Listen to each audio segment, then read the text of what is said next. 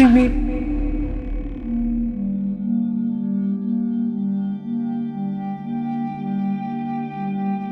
When it comes to hunting big mature whitetails, sometimes you have to go with the most recent intel, and other times you just have to follow your gut. This hunt for swoops, I take a little risk and it pays off with a big reward. The hunt for swoops takes place on a property here in Minnesota. It's about 400 acres and there's a group of us that hunts it. 2021 for me was a great year. My wife shot her first buck and I didn't shoot a buck on this property in 2021.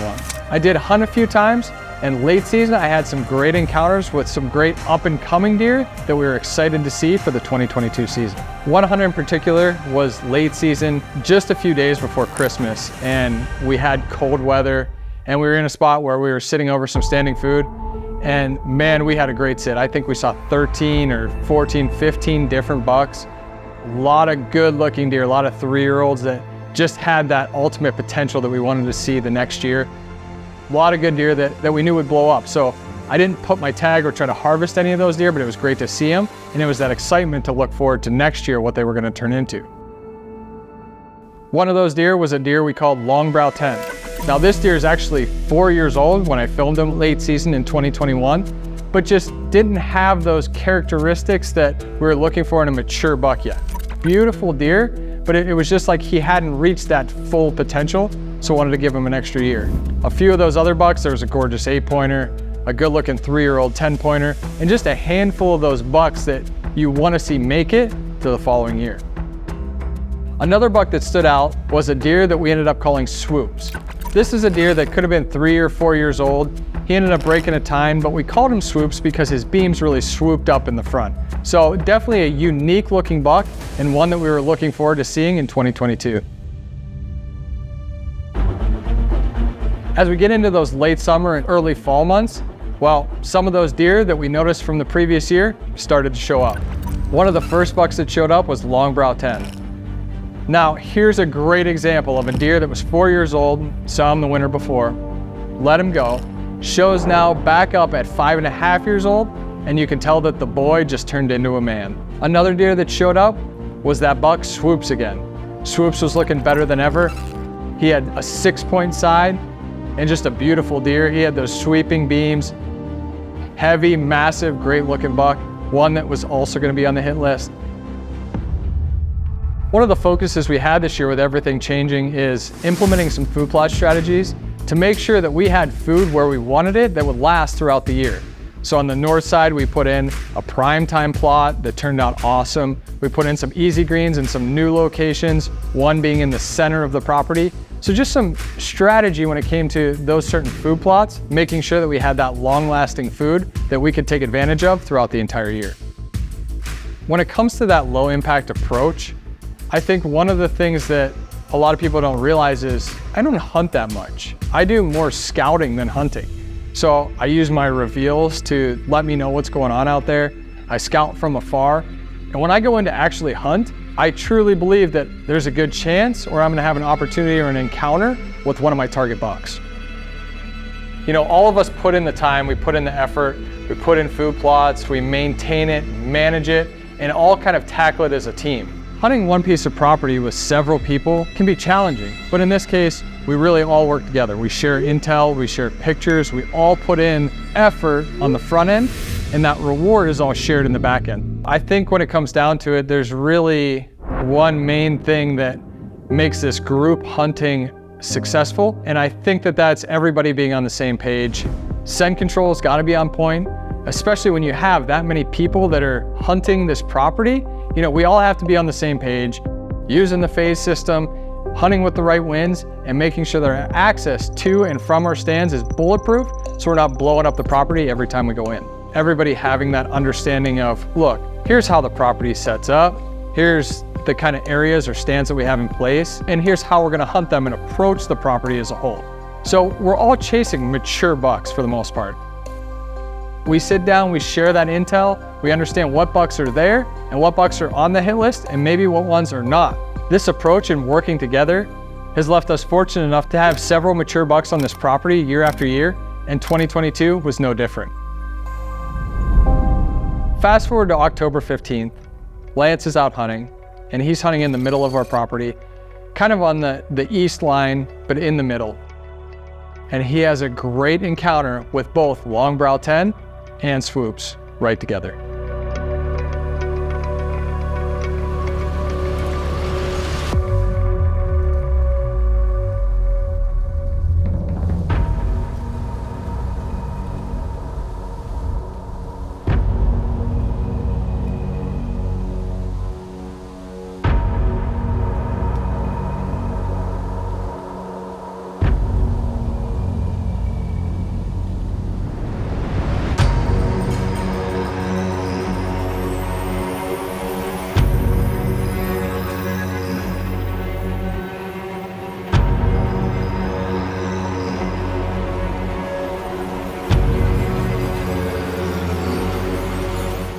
These bucks come out at about 100, 150 yards, and they're feeding in those beans, and they work along the edge and get within probably 60, 70 yards, too far for a comfortable bow shot for Lance.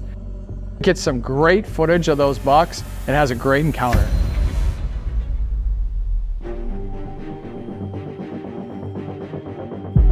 Well, it's that time of year and it's harvest season. Farmers coming in and they're harvesting all the crops. So now everything's gonna change. So they're taking all the beans off. Luckily, Kyle went in, talked to the farmer, and got him to leave us an acre of beans right in that same area where Lance had an encounter with these bucks. So now all the other beans are gone. There's 1 acre of standing beans in this middle section, and we have a cold front coming. So October 16th, I get a picture from my reveal camera, and there's Swoops walking out in the daylight right in that corner in the evening about 6 o'clock. Now again, over there, those soybeans have just been harvested. This is about 600 yards away from where Lance had that encounter just a couple days prior with both Swoops and long brow 10. So October 17th, there's a cold front coming through. The winds have picked up, strong north winds, temperature dropped, but it's still that high pressure. The sun was shining, and it just felt like a day that you needed to be out there in the woods. It was that cool fall day. It was like, man, something is gonna happen today. So I have a decision to make. One, I just got this daylight picture of Swoops in the deep middle last night, 6 o'clock.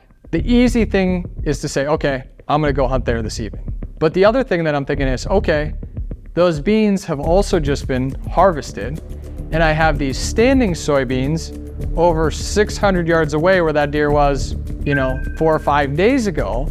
Which one do I sit? And I just had a gut feeling that that deer was gonna show up more on those standing soybeans versus the cut ones, even though he was just there last night. So once I make the decision that I'm gonna go and hunt the standing beans, I have another decision to make. The spot that Lance filmed those bucks from, it's a little ways off where these standing beans are now, just the way that the field lays. So if those deer come out and they feed in those beans, they're gonna stay at that 60, 70 yard range, I believe. And I believe that that's a little far from my comfort zone, especially in these high winds. I'm thinking to myself, okay, I can go hunt in that stand, and I had this gut feeling that they're gonna come out and I'm gonna see them, but I'm gonna be too far to make a shot on these deer. So I tell Connor, I'm like, look, let's grab a couple stands. We're gonna go and we're gonna hang and hunt. I had a feeling that these deer were gonna come out, and if they did, I wanted to be in a position where we could get a shot at them. So I love these hang and hunt situations. Connor and I grab 2 stands, we grab some sticks, and we walk in there. Now, luckily, we're just hunting on the edge. Like, we're not gonna go in and try to make a bunch of noise. We have the wind to cover us. That was a key player in this whole deal. I didn't have a tree picked out, but I had an idea where I wanted it to be. And I kind of positioned myself right in the center of this standing bean strip. That way, if they came out on either end, I figured they would feed one way or the other and eventually, hopefully, feed by us. We got the sticks up there, we got the stands hung, and we jumped in them. One of the best feelings was we see our first deer, that doe, comes up the hill behind us, walks right out below our stand and goes out into the beans right in front of us. As the afternoon progresses a little further, some more deer start to come out. And these deer are making their way in front of us. And it's kind of a good thing and a bad thing. Like, I know where the wind's blowing and these deer are getting into that scent cone. And I'm getting nervous, but the deer are buying it. So you can tell something is going on, whether they cut our track where we came across the field, or they're just can sense or smell something a little different, but it's not alarming to them. You know, this big doe, she's putting her nose up in the air and she's trying to smell, but she can't get us. You know, we're phased up. I'm throwing wind floaters out there, you know, the phased wind floaters, and they're floating right down to where these does are, just out in front of us, feeding in the beans, and we're passing the test. So we're watching these deer out in front of us, and I hear this iconic sound that I can still hear right now. And if you've ever heard a big buck walk in the woods through the leaves, you know what this sound sounds like. And it almost makes the hair on my arm stand up. It's almost like they drag their feet, like the sound is just different. And I hear this walking in the leaves down below us. I have to kind of turn my head slightly to look down there, and I kind of look behind Connor's legs. And sure enough, I just see a big rack walking 10 yards behind our tree, down below us in the woods. Now here's where it really gets intense. We're pinned down, we have 7 does out in front of us in the field. And these does lock onto the buck circles up around us at 30 yards, gets almost to the edge of the woods and stops.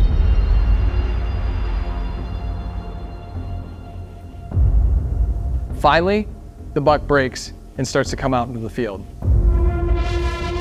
And I can just see the tips of his rack, and he starts to feed on the edge of the beans. He's gonna come right down the edge to us. We're game on now.